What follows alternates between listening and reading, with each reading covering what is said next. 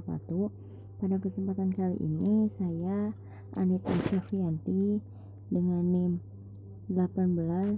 1808105174 jurusan Tadris Matematika kelas 5E akan mempresentasikan materi tentang trigonometri. Nah, pada bab kali ini atau pada pertemuan kali ini saya akan menjelaskan tentang subbab-subbabnya terlebih dahulu.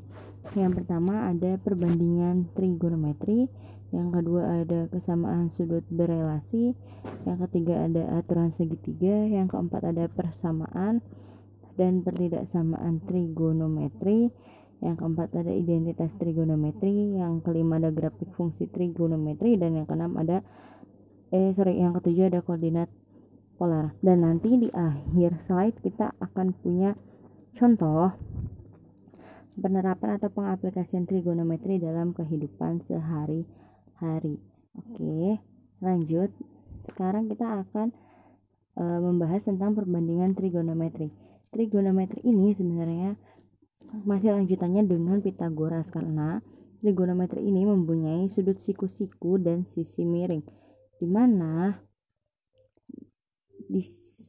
di trigonometri mempunyai sudut alfa.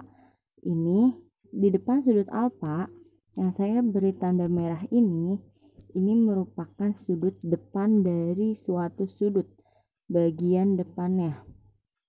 Ini saya beri nama depan D, dan yang miringnya ini saya beri namakan miring karena dia sisi miringnya, dan yang saya garis sini ini namanya adalah sisi samping, saya beri nama S. Nah, untuk menentukan sin konstan kita harus tahu dulu rumusnya. Sin itu adalah depan dibagi miring atau demi. Depannya mana? Kita ibaratkan depan itu Y, S itu adalah X, dan M itu kita ibaratkan R. Maka sin itu adalah Y per R. Untuk sami atau untuk cos adalah berarti samping X per miringnya R. Dan untuk tan adalah desa depan samping, berarti Y per X. Oke, semoga bisa dipahami ya. Oke, lanjut. Kita bahas tentang sudut berelasi. Nah, sudut berelasi ini mempunyai 4 kuadran. Kuadran 1, 2, 3, 4. Berputarnya berlawanan arah jarum jam ya. Nah, untuk kuadran 1 itu semuanya positif, baik sin,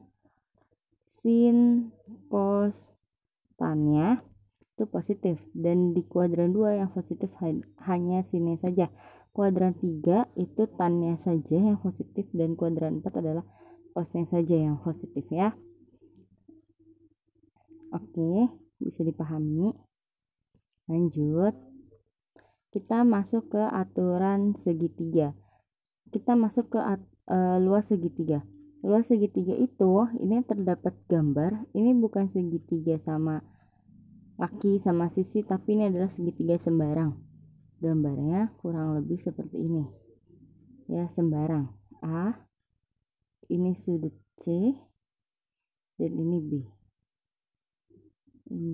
Ini C, ini B, maka ini C. Maka luas segitiga kan setengah alas kali tinggi. Nah, alasnya A, alas kali tinggi dibagi 2. Nah, kenapa dikali sin C? Karena ini adalah untuk menentukan ini sisi yang sebelah sini gitu ya. Terus sekarang masuk ke aturan sinus. Aturan sinus adalah A per sin A sama dengan B per sin B, C per sin C. A per sin A ini B per sin B, C per sin C. Jadi kita satu-satu dulu ya. Kalau kita mau menyelesaikan yang A, kita harus tahu ini kan sudut A, berarti di sini A Nah, yang depannya mana, yang miringnya mana, yang sampingnya mana, kayak gitu ya. Oke, bisa dipahami. Lanjut, kita masuk ke persamaan trigonometri. Persamaan trigonometri ini ada 3, sin, cos, tan. Nah, kita gampangnya gini, untuk sin itu alfa ditambah K dikali 360 derajat.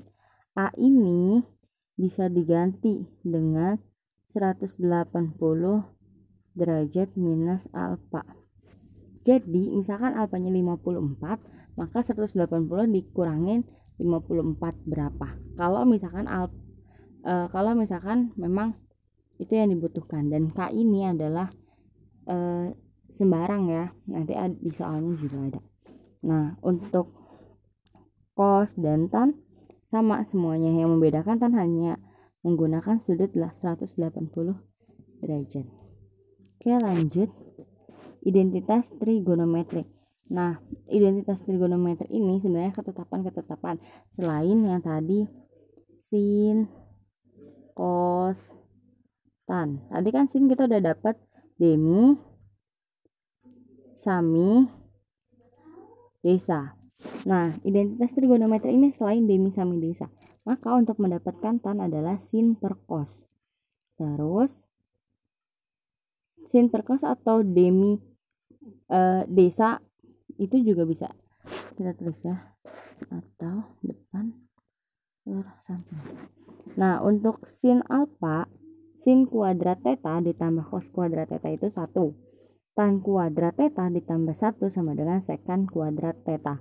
1 ditambah kotangen kuadrat theta sama dengan kosekan kuadrat theta. Oke, semoga bisa dipahami ya. Lanjut. Nah, ini adalah fungsi, grafik fungsi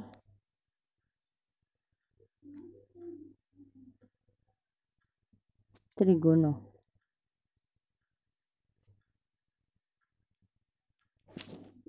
Nih, bentuknya seperti ini. Ini sin dan cos seperti ini ya. Jadi ini adalah ketetapan umumnya. Oke. Lanjut. Koordinat kartesius.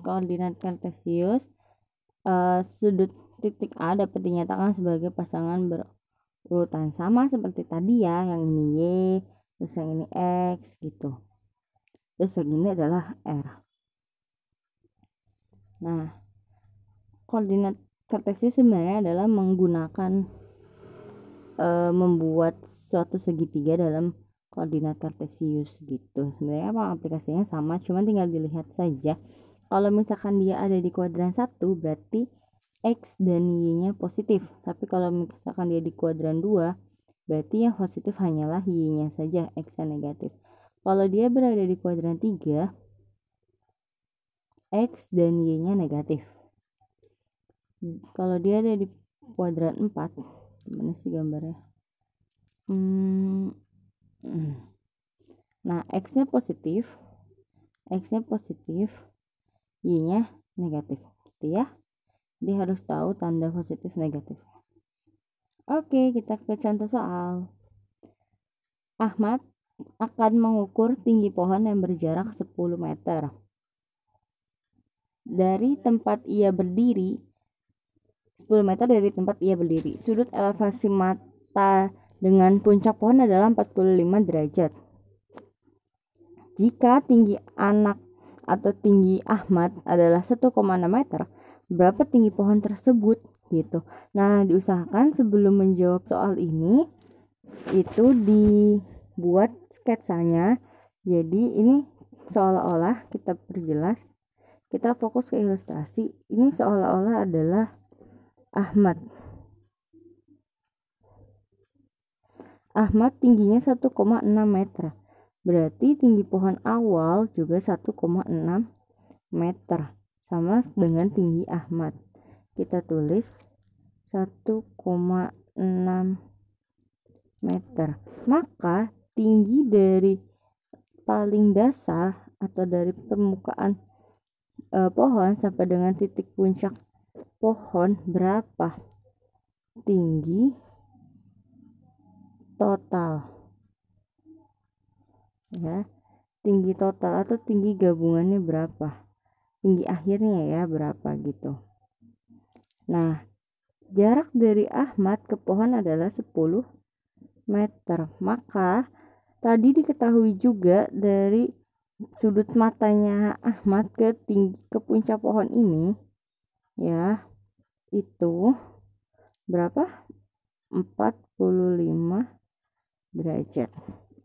Maka berapa tinggi pohonnya total ya? Tinggi pohon itu berapa gitu. Nah, ini tadi dalam ilustrasi. Kalau yang ini adalah dalam gambar matematikanya atau dalam bangun segitiganya. Gitu ya. Sekarang kita coba. Kan kita punya sudut 45, kita punya alas 10, kita punya titik yang seginilah, ibaratnya itu adalah 1,6. Nah, yang akan kita cari adalah panjang ini. Untuk mencari panjang ini kita menggunakan apa? Apakah menggunakan sin, cos, atau tan? Nah, kita lihat kalau sin itu tadi apa? Sin itu D mi. Cos itu sa mi. Dan tan adalah D sa. Sin, cos, tan. Sekarang kita lihat. Di sini kita punya sisi, pasti ini kan ini adalah 45 derajat, kita berpatokan sama ini ya, karena sudutnya yang diketahui hanya ini, berarti kita nanti akan ke sini. Nah, yang sudut di depan ini namanya depan. Sudut di depannya 45 adalah sudut depan atau sisi depan. Yang di miring sini ini namanya sisi miring, dan yang di bawah adalah sisi samping. Kita punya sisi samping saja. Nah, mana yang kita menggunakan rumus, kita mana nih yang punya sisi samping saja? Maka kita pakainya yang ini kan, desa. Depan per samping. Depan per samping itu apa? Rumus dari tan. Maka kita implementasikan ke sini.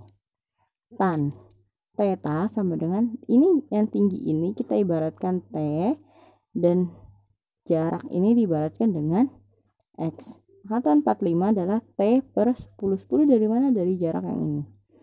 Tan 45 itu 1. Ya, menggunakan tabel Pythagoras. Ya. Atau bisa menggunakan nanti pembuktian dari persegi gitu. Terus yang ini jadi seperti ini, piramid ya, gini loh. Ini T, ini 45 derajat, ini X. Tadi kalau ini tan 45 itu kita tutup tan 45, maka dapat, misalkan kita tutup tan 45, maka dapat T per X, ya kan? Nah, kalau kita mau pakai T per X, maka T per X nya kita coret, maka kita dapat ini 45 derajat dikali X, ya. Maka tan 45 adalah 1 dikali 10 sama dengan T. Maka 10 sama dengan T, ya. Itu tinggi yang sisanya. Maka tinggi pohon, jumlah tinggi pohon itu berapa? Gitu kan? Tinggal ditambahin T0 atau tinggi Ahmad yang tadi awal ditambah dengan T yang tadi kita dapat. Jadi 1,6 ditambah 10 sama dengan 11,6 meter. Gitu tinggi pohonnya. Oke. Sekian video yang dapat saya sampaikan. Kurang lebihnya mohon maaf. Semoga dapat dipahami dan bermanfaat. Wassalamualaikum warahmatullahi wabarakatuh.